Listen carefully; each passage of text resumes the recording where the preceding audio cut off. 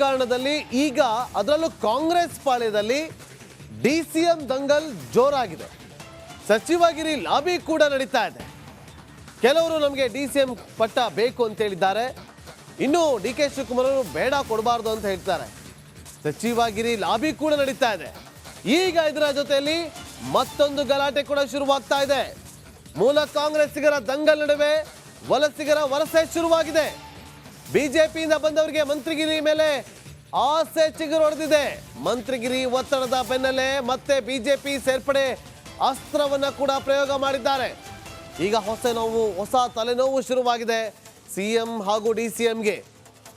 ಬಿಜೆಪಿಯಿಂದ ಕಾಂಗ್ರೆಸ್ಗೆ ಬಂದಂತವ್ರು ಯಾರು ಅನ್ನೋದು ಇಡೀ ರಾಜ್ಯದ ಜನತೆಗೆ ಗೊತ್ತು. ಅವರಲ್ಲೂ ಕೂಡ ಈಗ ಮಂತ್ರಿಗಿರಿಯ ಮೇಲೆ ಆಸೆ ಚಿಗುರೊಡೆದಿದೆ. ಯಾರದು ನೋಡಿ, ಕಾಂಗ್ರೆಸ್ನಲ್ಲಿ ತಲೆನೋವು ಶುರುವಾಗಿರುವಂಥದ್ದು 3 ಹೆಚ್ಚುವರಿ ಡಿಸಿಎಂ ಅನ್ನ ಮಾಡಿ ಅಂತೇಳಿ. ಆದ್ರೆ ಕಾಂಗ್ರೆಸ್ ಹೈಕಮಾಂಡ್ ಇಲ್ಲ ಅಂತ ಹೇಳ್ತಿದ್ದಾರೆ. ನೀವೇನಾದ್ರು ಡಿಸಿಎಂ ಪಟ್ಟ ಕೊಟ್ರೆ ನಾನು ಡಿಸಿಎಂ ಇಂದ ಕೆಳಗಿಳಿತೀನಿ ಅಂತ ಹೇಳಿದ್ದಾರೆ ಡಿ.ಕೆ. ಶಿವಕುಮಾರ್ ಅವರು. ಕೆಲ ಶಾಸಕರು ನಮಗೂ ಮಂತ್ರಿಗಿರಿ ಕೊಡಿ ಅಂತಿದ್ದಾರೆ. ಇದೆಲ್ಲದರ ನಡುವೆ ಮತ್ತೊಂದು ತಲೆನೋವು ಶುರುವಾಗಿದೆ.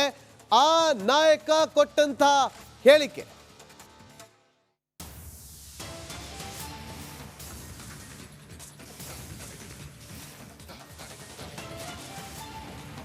ರಾಜ್ಯ ರಾಜಕೀಯದ ವಿಚಾರಕ್ಕೆ ಸಂಬಂಧಪಟ್ಟಂತೆ ಮೊದಲು ಎಕ್ಸ್ಕ್ಲೂಸಿವ್ ಆಗಿ ಬ್ರೇಕ್ ಮಾಡುವಂತ ಏಕೈಕ ಚಾನೆಲ್ ಅಂತಂದ್ರೆ ಅದು ನಿಮ್ಮ ರಿಪಬ್ಲಿಕ್ ಕನ್ನಡ.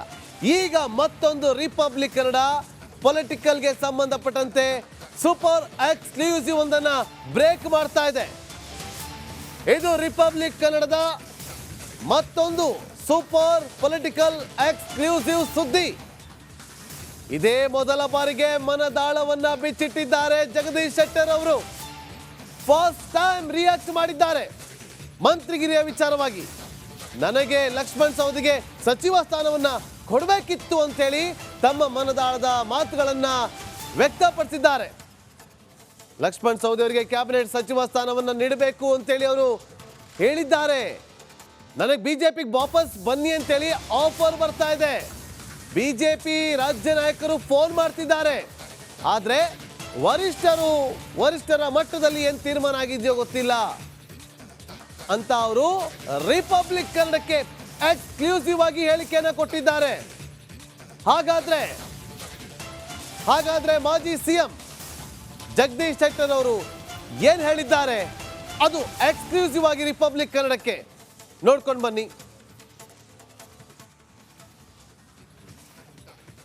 ಇದೇ ಭಾವನೆ ಅಂದರೆ ಯಾರು ಕಾರ್ಯಕರ್ತರು ಒಂದಷ್ಟು ಮುಖಂಡರು ನಾನು ವಿಧಾನಸಭೆಯಲ್ಲಿ ಬೆಳಗಾವಿಯಲ್ಲಿ ಅಥವಾ ಈ ವಿಧಾನಸಭೆಯಲ್ಲಿ ನೋಡಿದಾಗ ಸುಮಾರು ಜನ ಶಾಸಕರು ಕೂಡ ತಮ್ಮ ಹತ್ರ ಬಂದು ಭೇಟಿಯಾಗೋದು ಬಿಜೆಪಿ ಇದೇ ಭಾವನೆ. ಮತ್ತೆ ಜಗದೀಶ್ ಶೆಟ್ಟರ್ ಅವರು ಬಿಜೆಪಿಗೆ ಬಂದರೆ ಒಳ್ಳೆಯದು, ಬಿಜೆಪಿಗೆ ಬರಲಿ ಅಂತ ಆಶಯ ವ್ಯಕ್ತಪಡಿಸ್ತಾ ಇರುವಂಥದ್ದು.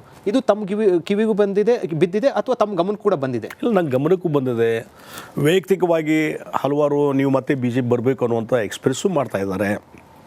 ಅದು ನನ್ನ ಕೈಯಲ್ಲಿ ಇಲ್ಲಪ್ಪ ಅಂತ ಹೇಳಿದೆ. ಹೋಗ್ತೀರಾ ಬಿಜೆಪಿಗೆ? ಮತ್ತೆ ನೋಡಿ, ನಾವು ಒಂದು ಹೇಳ್ತೀನಿ, ಇವತ್ತು ಅಲ್ಲಿಂದ ಬಿಟ್ಟು ಬಂದೆ ನಾನು. ಒಂದು ಸ್ವಾಭಿಮಾನಕ್ಕೆ ಧಕ್ಕೆ ಆಗಿದೆ ಅಂಥೇಳಿ. ಮತ್ತು ಅಲ್ಲಿ ಏನು ನಡೀತಾ ಇದೆ ನನಗೆ ಗೊತ್ತಿಲ್ಲ, ಲೀಡರ್ಸ್ ಒಳಗೆ ಏನು ನಡೀತಾ ಇದೆ ಗೊತ್ತಿಲ್ಲ. ಈ ವೈಯಕ್ತಿಕವಾದಂಥ ಕಾರ್ಯಕರ್ತರಾಗಲಿ ಅಥವಾ ಲೀಡರ್ಸ್ ಆಗಲಿ, ಡಿಸ್ಟಿಕ್ನಲ್ಲಿರುವಂಥವರು MLAಗಳಾಗಲಿ, ವಿಧಾನ ಪರಿಷತ್ ಸದಸ್ಯರು ನನ್ನ ಮುಂದೆ ಮಾತಾಡ್ತಾರೆ.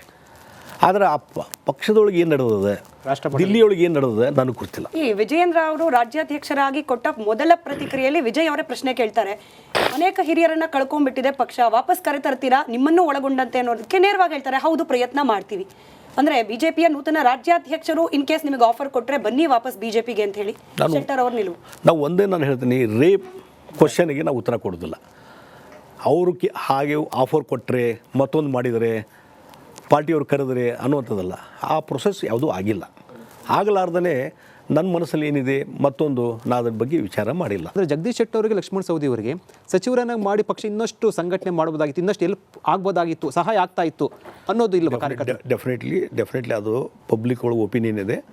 ಇಲ್ಲ, ಜಗದೀಶ್ ಶೆಟ್ಟರಿಗೆ ಮತ್ತು ಇವರಿಗೆ ಸವದಿ ಅವರಿಗೆ ಕ್ಯಾಬಿನೆಟ್ ಮಿನಿಸ್ಟರ್ ಮಾಡಬೇಕಾಗಿತ್ತು, ಮತ್ತು ಇನ್ನೂ ಬೇರೆ ಸ್ಥಾನಮಾನ ಕೊಟ್ಟಿದ್ದರೆ ಇನ್ನೂ ಪಾರ್ಟಿಗೆ ಅನುಕೂಲ ಆಗ್ತದೆ ಅನ್ನುವಂಥದ್ದು ಒಂದು ಅಭಿಪ್ರಾಯ ಇದೆ. ಈಗ ಲಕ್ಷ್ಮಣ್ ಸವದಿಗಾದ್ರೂ ಈಗಲಾದರೂ ಕೂಡ ಕೊಡಬೇಕು ಸಚಿವ ಸ್ಥಾನ ಅನ್ನೋಂಥದ್ದೇನು ತಾವೇನಾದರೂ ಹೇಳಿ ತಮ್ಮ ಜೊತೆ ಬಂದಂಥವ್ರು, ಯಾಕಂದ್ರೆ ತಾವು ಸೀನಿಯರ್ ಇದ್ದೀರಾ. ನಾವು ಒಂದು ಹೇಳಿದ್ರಿ, ಇವತ್ತು ಲಕ್ಷ್ಮಣ್ ಸವದಿ ಮತ್ತು ನಾನು ಭಾಳ ಆತ್ಮೀಯ ಮಿತ್ರರು. ಹೌದು, ಒಂದೇ ಪಾರ್ಟಿಲಿ ಇದ್ವಿ ಮತ್ತು ಅವರು ಕ್ಯಾಬಿನೆಟ್ ಮಿನಿಸ್ಟರ್, ನಾನು ಕ್ಯಾಬಿನೆಟ್ ಮಿನಿಸ್ಟರ್ ಇದ್ದೆ, ಕೆಲಸ ಮಾಡೀವಿ. ಅವರು ಹೋರಾಟಗಾರರು. ಆ ಹಿನ್ನೆಲೆಯಲ್ಲಿ ಅವ್ರಿಗೂ ಕ್ಯಾಬಿನೆಟ್ ಮಿನಿಸ್ಟರ್ ಮಾಡಬೇಕು ಅನ್ನುವಂಥದ್ದು ನಂದು ಅಭಿಪ್ರಾಯ ಇದೆ. ಅಂದರೆ ಜಗದೀಶ್ ಶೆಟ್ಟರ್ ಅವರಿಗೆ, ಲಕ್ಷ್ಮಣ್ ಸವದಿ ಅವರಿಗೆ ಸಚಿವರನ್ನಾಗಿ ಮಾಡಿ ಪಕ್ಷ ಇನ್ನಷ್ಟು ಸಂಘಟನೆ ಮಾಡ್ಬೋದಾಗಿತ್ತು, ಇನ್ನಷ್ಟು ಎಲ್ಪ್ ಆಗ್ಬೋದಾಗಿತ್ತು, ಸಹಾಯ ಆಗ್ತಾ ಇತ್ತು ಅನ್ನೋದು ಇಲ್ಲ ಕಾರ್ಯಕರ್ತರು. ಡೆಫಿನೆಟ್ಲಿ ಅದು ಪಬ್ಲಿಕ್ ಒಳಗೆ ಒಪಿನಿಯನ್ ಇದೆ. ಇಲ್ಲ, ಜಗದೀಶ್ ಶೆಟ್ಟರಿಗೆ ಮತ್ತು ಇವರಿಗೆ ಸವದಿ ಅವರಿಗೆ ಕ್ಯಾಬಿನೆಟ್ ಮಿನಿಸ್ಟರ್ ಮಾಡಬೇಕಾಗಿದೆ. ನೋಡಿ, ಇದರ ಜೊತೆಯಲ್ಲಿ ಸಾಕಷ್ಟು ವಿಚಾರಗಳನ್ನು ಅವ್ರು ಹೇಳ್ಕೊಂಡಿದ್ದಾರೆ. ರಿಪಬ್ಲಿಕ್ ಕನ್ನಡದಲ್ಲಿ ಅದನ್ನು ಹೇಳ್ಕೊಂಡಿದ್ದಾರೆ ಬಿರುಗಾಳಿ ಪ್ರೋಗ್ರಾಮಲ್ಲಿ. ಅದನ್ನು ನೀವು ನೋಡ್ಬೋದು. ಅದೇ ವಿಚಾರಕ್ಕೆ ಸಂಬಂಧಪಟ್ಟಂತೆ ಮಾಹಿತಿಯನ್ನು ಕೊಡೋದಕ್ಕೆ ನಮ್ಮ ಪೊಲಿಟಿಕಲ್ ಬ್ಯೂರೋ ಹೆಡ್ ಆಗಿರುವಂಥ ವಿಜಯ್ ಲೈವ್ನಲ್ಲಿ ಜಾಯ್ನ್ ಆಗಿದ್ದಾರೆ. ವಿಜಯ್, ಮೊದಲ ಬಾರಿಗೆ ರಿಯಾಕ್ಟ್ ಮಾಡಿದ್ದಾರೆ ಜಗದೀಶ್ ಶೆಟ್ಟರ್ ಅವರು. ಈ ಸಂದರ್ಭದಲ್ಲಿ ಮಂತ್ರಿಗಿರಿ ಕೊಡ್ಬೋದಿತ್ತು ಅಂತಿದ್ದಾರೆ. ಏನಿತ್ತು ಅವರ ಮನದಾಳದ ಮಾತು, ಏನೇನಾಗಿತ್ತು? ನಾಗೇಂದ್ರ ಬಾಬು, ಇದೇ ಮೊದಲ ಬಾರಿಗೆ ಜಗದೀಶ್ ಶೆಟ್ಟರ್ ಅವರು ಸಚಿವ ಸ್ಥಾನ ಸಂಬಂಧಪಟ್ಟಂತೆ ಮತ್ತೆ ಬಿಜೆಪಿಯಿಂದ ಆಫರ್ ಬಂದಿರೋ ಸಂಬಂಧಪಟ್ಟಂತೆ ಮುಕ್ತವಾಗಿ ಬಹಿರಂಗವಾಗಿ ರಿಪಬ್ಲಿಕ್ ಕನ್ನಡಕ್ಕೆ ಮಾತಾಡಿರುವಂತದ್ದು. ಅಂದ್ರೆ ಪಕ್ಷ ಬಿಟ್ಟ ಬಂದ ಸಂದರ್ಭದಲ್ಲಿ, ಅಂದ್ರೆ ಬಿಜೆಪಿ ಪಕ್ಷ ಬಿಟ್ಟ ಬಂದ ಸಂದರ್ಭದಲ್ಲಿ ಬಿಜೆಪಿಗೆ ದೊಡ್ಡ ಲಾಸ್ ಆಗಿತ್ತು. ಚುನಾವಣೆ ಕೂಡ ಅದು ರಿಫ್ಲೆಕ್ಟ್ ಆಗಿತ್ತು. ಇದರ ಒಂದು ಲಾಭವನ್ನ ಕಾಂಗ್ರೆಸ್ ಆ ಭಾಗದಲ್ಲಿ ತೆಗೆದುಕೊಂಡಿದ್ದು. ಲಿಂಗಾಯತ ಪಕ್ಷ ಒಂದಷ್ಟು ಕಾಂಗ್ರೆಸ್ಗೆ ಬಂದಿತ್ತು. ಆದ್ರೆ ಆಗ ಸಚಿವ ಸಂಪುಟ ಸಂದರ್ಭದಲ್ಲಿ ಮೊದಲ 2 ಹೆಸರಿದ್ದು ಕಾಂಗ್ರೆಸ್ಗಿಂತ ಹೆಚ್ಚಾಗಿ ಜಗದೀಶ್ ಶೆಟ್ಟರ್ ಮತ್ತು ಲಕ್ಷ್ಮಣ್ ಸವದಿ ಅವರ ಹೆಸರು ಮೊದಲ ಲಿಸ್ಟ್ ಅಲ್ಲಿ ಇತ್ತು. ಆದರೆ ಇಬ್ರು ಕೂಡ ಆಗಿರ್ಲಿಲ್ಲ. ಈ ಸಂಬಂಧಪಟ್ಟಂತೆ ಅಂದಿನಿಂದ ಇಲ್ಲಿವರೆಗೂ ಕೂಡ ಇಬ್ರು ಕೂಡ ಎಲ್ಲರೂ ಮಾತಾಡೋದು. ಓಕೆ, ಸಂಪರ್ಕ ಕಡಿತ ಆಗಿದೆ. ನಮ್ಮ ಪೊಲಿಟಿಕಲ್ ಬ್ಯೂರೋ ಹೆಡ್ ಆಗಿರುವಂಥ ವಿಜಯ್ ಅವರು ಮಾತನಾಡಿಸುವಂಥ ಸಂದರ್ಭದಲ್ಲಿ ಜಗದೀಶ್ ಶೆಟ್ಟರ್ ಅವರು ತಮ್ಮ ಮನದಾಳದ ಮಾತುಗಳನ್ನು ಆಡಿದ್ದಾರೆ. ಅವ್ರಿಗೂ ಕೂಡ ಕ್ಯಾಬಿನೆಟ್ನಲ್ಲಿ ಮಂತ್ರಿ ಸ್ಥಾನ ಸಿಗುತ್ತೆ ಅನ್ನುವ ಆಸೆ ಇದೆ. ಯಾಕಂದರೆ ಅವರ ಮಾತಲ್ಲಿ ಗೊತ್ತಾಗ್ತಾ ಇದೆ.